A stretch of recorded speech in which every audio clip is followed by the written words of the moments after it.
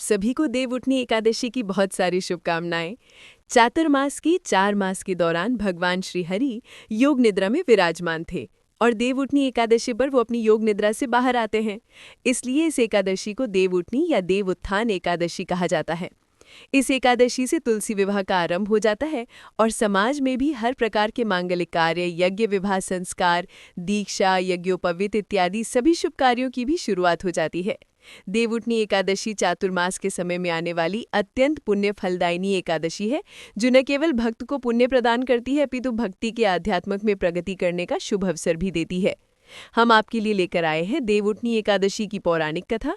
तो चलिए आज की इस देवउठनी एकादशी व्रत कथा को आरंभ करते हैं। प्राचीन समय की बात है। वैवस्वत मनु के प्रपौत्र और राज्य ऋषि नाभाग के पुत्र थे। महाराज अम्बरीश वे 7 दीपों से युक्त संपूर्ण पृथ्वी के एक चक्र शासक थे। उनके पास इतना ऐश्वर्य, संपत्ति और सुख था जिसकी कल्पना भी करना किसी के लिए संभव नहीं है। सामान्य रूप से देखा जाता है, मनुष्य के पास धन, संपत्ति और सुख होता है तो उसे वो गर्वित होता है।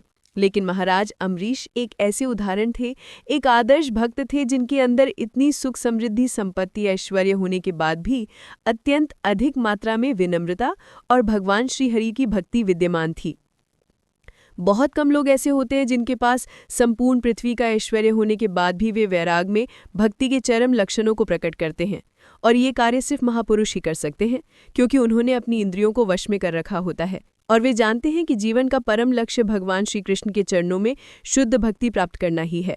भौतिक सुख, सुविधा, संपत्ति कुछ समय के लिए हमारे साथ रह सकती हैं, लेकिन हमारा वास्तविक धन, वास्तविक संपत्ति भगवान की शुद्ध भक्ति ही है।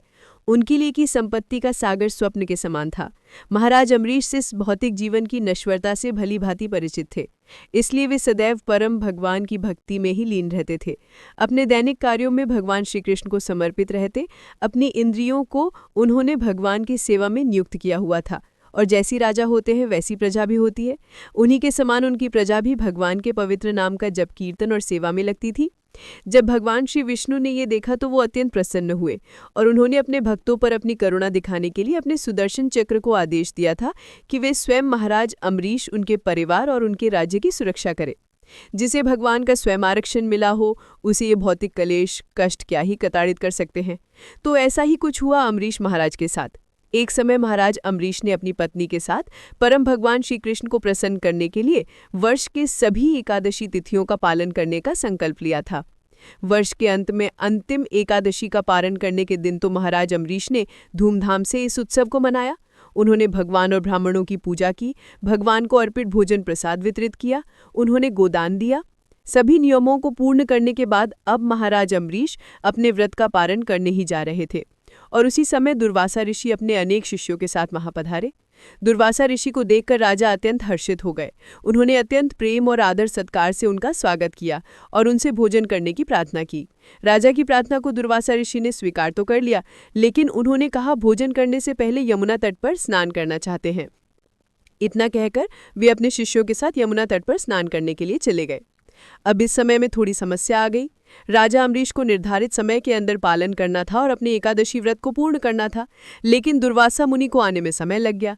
काफी समय बीतने के बाद दुर्वासा मुनि नहीं आए और पारण का समय निकाला जा रहा था।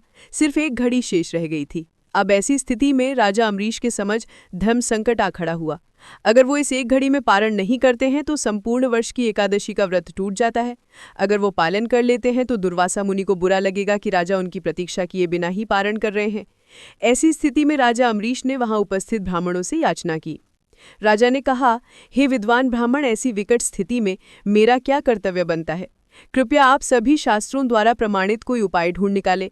राजा की इस स्थिति में शास्त्रों का एक ही कथन है कि आपने संपूर्ण एकादशी का पालन पूर्ण निर्जल रहकर किया था। अगर आप भगवान के चरणामृत की एक बूंद स्वीकार कर लेते हैं तो इस जल से आपका पारण हो जाएगा और इस प्रकार आप दुर्वासा मुनि को भी संतुष्ट रख पाएंगे, क्योंकि आपने अभी तक पूर्ण अन्न और जल को स्वीकार नहीं किया होगा। ये सुनकर राजा ने वही किया जो ब्राह्मणों ने कहा। राजा ने भगवान के चरणामृत की एक बूंद स्वीकार की। अब वे दुर्वासा मुनि के आने की प्रतीक्षा करने लगे। अब इधर स्नान करने गए हुए दुर्वासा मुनि को समाधि में ही इस बात का पता चल गया अम्बरीश महाराज ने जल ग्रहण किया है। अब इस बात से दुर्वासा मुनि को अत्यंत क्रोध आ गया। उन्होंने सोचा कि एक तुच्छ क्षत्रिय राजा ने मेरा अपमान किया है, मुझे पहले भोजन के लिए आमंत्रित करता है और उसके बाद स्वयं मुझे पहले ही उसने जल ग्रहण कर लिया है। उसकी इस उदंडता की सजा उसे अवश्य मिलनी चाहिए। और क्रोध में आकर दुर्वासा मुनि ने अपने बालों की एक लट खींचकर निकाली और देखते ही देखते उस लट ने विशाल काय अग्नि राक्षस का स्वरूप ले लिया। उस कृत्या नामक दैत्य ने अपने आप को चारों तरफ अग्नि से लिपटा हुआ था। संपूर्ण पृथ्वी को अपनी लपटों में समाने के लिए वो ललायत था। दुर्वासा मुनि ने उस कृत्या को आदेश दिया कि जाओ, इसी क्षण उस राजा अम्बरीश को जलाकर भस्म कर दो। उसने हमारा घोर अपमान किया है, शीघ्र जाओ उसे भस्म करके आओ। अब यह आदेश पाते ही कृत्या पहुंच गया राजा अम्बरीश के पास। राजा अम्बरीश भी समझ गए कि वास्तव में दुर्वासा मुनि क्रोधित हो गए, इसलिए उन्होंने कृत्या नामक दैत्य को भेजा है उन्हें मारने के लिए। महाराज अम्बरीश भगवान के शुद्ध भक्त थे। कृत्या को देखकर वो थोड़े भी विचलित नहीं हुए। उन्होंने दुर्वासा मुनि का आशीर्वाद समझकर उसका स्वागत किया और हाथ जोड़कर उसके समकक्ष खड़े हो गए। लेकिन ये तो एक भक्त की स्थिति थी। अब ऐसे समय में भगवान अपने भक्त को निस्सहाय कैसे छोड़ सकते थे? तो भगवान अभी कोई आज्ञा दे उसके पहले ही सुदर्शन चक्र वहां पहुंच गया और एक ही क्षण में सुदर्शन चक्र ने अपने तीक्ष्ण तेज और शक्ति से उस कृत्या नामक अग्नि दैत्य को भस्म कर दिया। अब तो सुदर्शन चक्र दुर्वासा मुनि को भस्म करने के लिए उनके पीछे दौड़ा। जब दुर्वासा मुनि को इस बात का पता चला तो वे अत्यंत लज्जित हुए और भयभीत होते हुए सुदर्शन चक्र से बचने के लिए चारों ओर भागने लगे। आकाश, पाताल, समुद्र, गुफाएं, दसों दिशाएं, सभी जगह सुदर्शन चक्र ने उनका पीछा किया। स्वर्ग में इंद्र इत्यादि तो क्या, स्वयं ब्रह्मा जी भगवान शिव भी दुर्वासा मुनि को शरण नहीं दे पाए। आखिर अंत में भगवान शिव ने दया दिखाकर दुर्वासा मुनि को सुझाव दिया कि उन्हें भगवान विष्णु की शरण में जाना चाहिए। अब दुर्वासा ऋषि के पास कोई विकल्प नहीं था। भय से कांपते हुए उसी क्षण भगवान नारायण के पास गए। उनसे प्रार्थना करते हुए कहने लगे, हे प्रभु, आप इस संसार के आदि और अंत है। आपके नाम का स्मरण करने मात्र से व्यक्ति मनुष्य जीवन से मुक्त हो जाता है। आपके भक्त महाराज अम्बरीश के प्रति मैंने घोर अपराध किया है, कृपया मुझे क्षमा करें। प्रभु इस सुदर्शन से मेरी रक्षा करें। अब देखिए, भगवान हरि अपने वक्षस्थल पर भृगु को ऋषि की लात को सह सकते हैं, लेकिन अगर कोई उनके भक्त का अपमान करे, निंदा करे या उनके प्रति कोई अपराध करे, उसे भगवान कभी भी क्षमा नहीं करते। इसलिए भगवान श्री नारायण ने दुर्वासा ऋषि से कहा, हे दुर्वासा मुनि, मैं संपूर्ण रूप से अपने भक्तों के वश में हूँ। निसंदेह मैं थोड़ा भी स्वतंत्र नहीं हूँ, क्योंकि मेरे भक्त पूर्णतः भौतिक इच्छाओं से रहित होते हैं। मैं उनके हृदय में निवास करता हूँ। मुझे केवल अपने भक्त ही नहीं अपितु भक्तों के भक्त भी अत्यंत प्रिय हैं। मेरे शुद्ध भक्त किसी भी अवस्था में किसी भौतिक चीज की कामना नहीं करते, अपना सब कुछ त्याग कर सदैव मेरे चिंतन में लीन रहते हैं। ऐसे भक्तों को भला मैं कैसे त्याग सकता हूँ?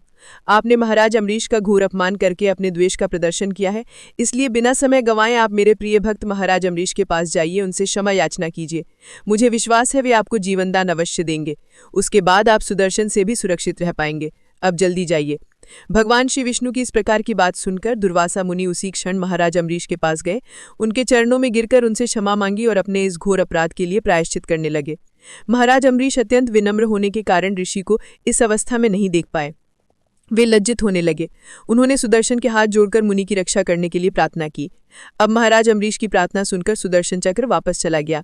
दुर्वासा मुनि ने राजा की शुद्ध भक्ति और उनके पुण्य प्रताप को देखते हुए उनकी स्तुति में अनेकों श्लोकों का उच्चारण किया, उन्हें आशीर्वाद प्रदान किया। इस प्रकार भगवान ने अपने शुद्ध भक्त का प्रचार किया। इस तरह देवउठनी एकादशी की व्रत कथा समाप्त हुई। अगर आपको ये वीडियो अच्छा लगा हो तो कमेंट में ज़रूर बताएं। जय श्री लक्ष्मी नारायण।